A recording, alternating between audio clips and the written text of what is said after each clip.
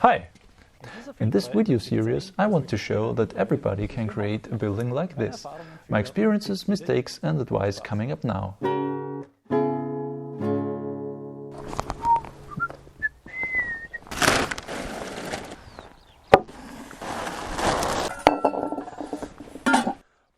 When laying brick walls, there are some possibilities. Typically, thick bed mortar is used, like I did underneath the first row here, when you put about 1 cm of mortar in all the horizontal joints. This method is very useful for evening out inaccuracies.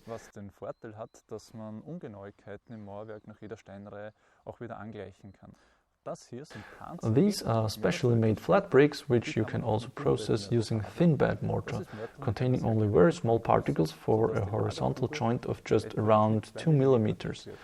Nevertheless, or exactly because of that, the wall will be way more stable.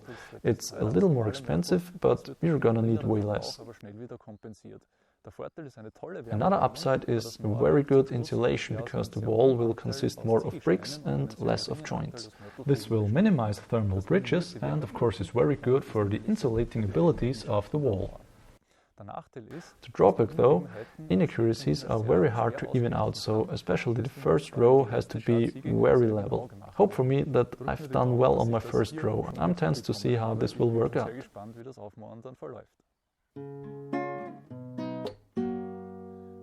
There's yet another method which I want to talk about shortly, because it seems to be the go-to method for companies nowadays, which is this Dryfix glue here. For this you will need a glue gun, which is easy to get in homework stores, but rather expensive. Then you apply the glue lengthwise onto the bricks in 2 bands and that's it. So using this Dryfix glue is very simple, and you can even use it when it's freezing, which is not possible with mortar, which needs at least about 5 degrees Celsius. So there are a lot of advantages for construction companies, which is why they favor it. But let's have a look not at the alleged advantages, but at the glue itself. Dryfix glue originated from expanding construction foam and still is a refined PU foam. PU means polyurethane, a chain molecule and a synthetic material which is made of petroleum by polymerization. So the source material cannot be considered sustainable. But unfortunately, there is more to it. In there are many more synthetic additives, which cause not only working with it, but also disposing it pretty problematic. Also, take a look at those warnings on here. This one, for instance, tells you straight away that it's considered likely to cause cancer. This is because the glue contains isocyanate, which was originally intended as chemical warfare agents, attacking the lung like mustard gas, and unfortunately caused many deaths, for example in World War I. Nowadays, for example, OSB boards still contain isocyanates, and even for some time polyurethane foam therefore was not available in self-service and hardware stores, but locked up. Now there's just this warning on the back of the can, which of course makes it no less harmful.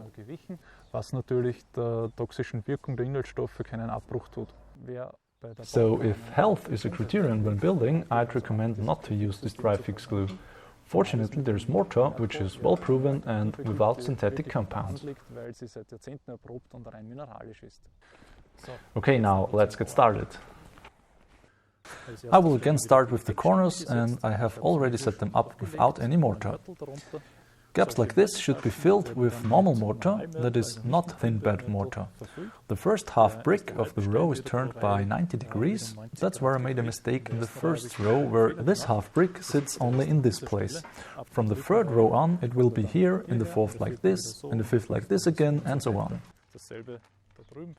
The same applies to this corner. I have aligned this brick right here so that it has the right overlap, meaning that this outmost brick will be cut along this line.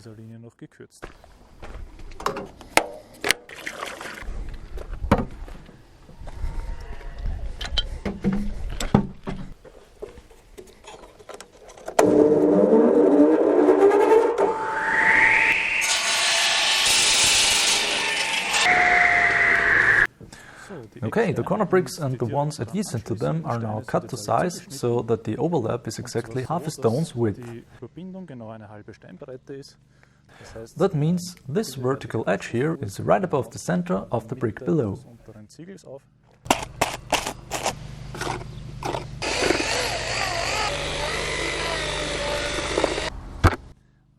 Let's wait for about 5 minutes so the additives can dissolve, then it should be stirred again briefly to be ready to be used. I have actually no clue how to do this correctly, but let's try. The corner brick should be aligned very accurately because later I will attach my cord to it, so I will do this one first and then immediately the other two waiting here already.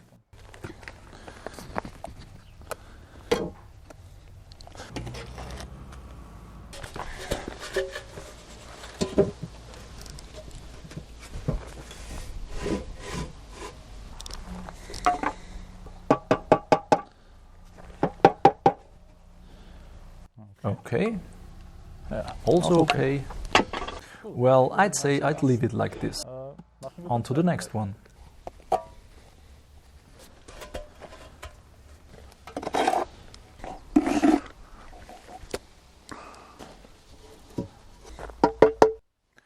Alright, next corner.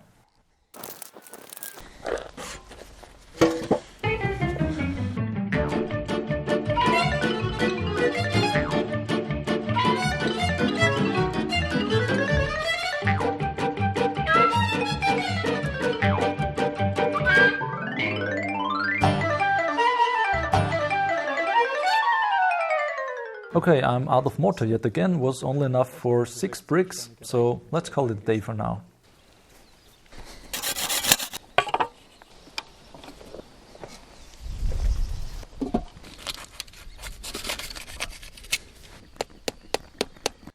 Here on the corners I want to be able to put my water level so I can align it vertically, because when the cord is then strained between the corners being exactly vertical, then the wall will be vertical as well. So the mortar here has to be removed.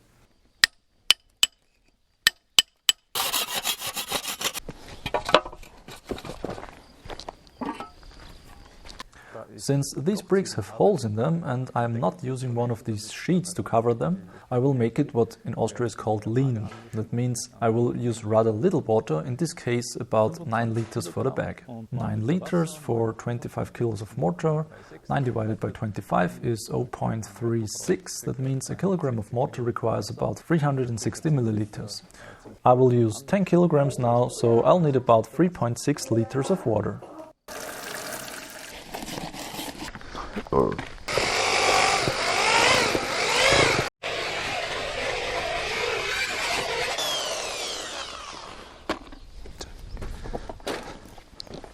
La la la la la la la la.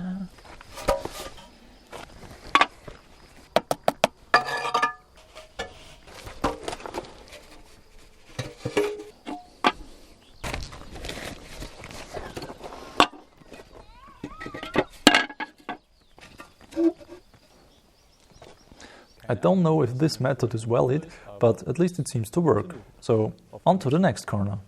Let's get out of here. So passt er.